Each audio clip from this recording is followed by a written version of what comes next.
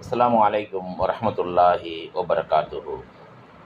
புகாரியில் 4837வது ஹதீஸாக பதிக்கப்பட்டிருக்கிறது. ஐஷா ரலியல்லாஹு அன்ஹா அவர்கள் கேட்கிறார்கள், அல்லாஹ்வின் தூதரே, உங்களுடைய பாதங்கள் வீங்கக்கூடிய அளவுக்கு ஏன் நீங்கள் தொழுகிறீர்கள்?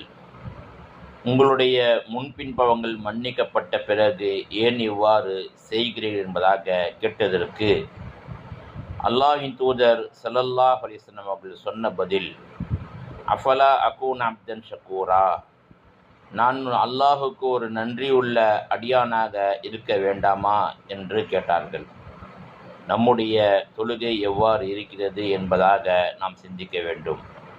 பாதங்கள் வீங்க வேண்டும் என்று சொன்னால் எந்த அளவுக்கு நின்று தொழுதார்கள் என்பதாக சிந்திக்க வேண்டும். சிந்திக்கக்கூடிய இந்த அடியார்களுக்கு அல்லாஹ் ரப்புல் ஆலமீன் பல அத்தாட்சிகளை விளக்குகின்றான். அப்படி விளங்கக்கூடிய சமுதாயமாக அல்லாஹ் ரப்புல் ஆலமீன் நம் அனைவரையும் ஆக்கி அருள் புரிவானாக. அஸ்ஸலாமு அலைக்கும் வரஹ்மத்துல்லாஹி வபரகாத்துஹு. அஸ்ஸலாமு அலைக்கும் வரஹ்மத்துல்லாஹி வபரகாத்துஹு. புகாரியில் 4837வது ஹதீஸாக பதிக்கப்பட்டிருக்கிறது.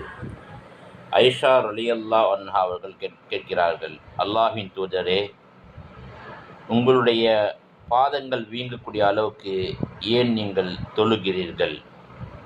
உங்களுடைய முன்பின்பவங்கள் மன்னிக்கப்பட்ட பிறகு ஏன் இவ்வாறு செய்கிறீர்கள் என்பதாக கேட்டதற்கு அல்லாஹ்வின் தூதர் ஸல்லல்லாஹு அலைஹி வஸல்லம் அவர்கள் சொன்ன பதில், அஃபலா அகூன அப்தன் ஷக்கூரா, நான் அல்லாஹுக்கு ஒரு நன்றியுள்ள அடியானாக இருக்க வேண்டாமா என்று கேட்டார்கள். நம்முடைய தொழுகை எவ்வாறு இருக்கிறது என்பதாக நாம் சிந்திக்க வேண்டும். பாதங்கள் வீங்க வேண்டும் என்று சொன்னால் எந்த அளவுக்கு நின்று தொழுதார்கள் என்பதாக சிந்திக்க வேண்டும்.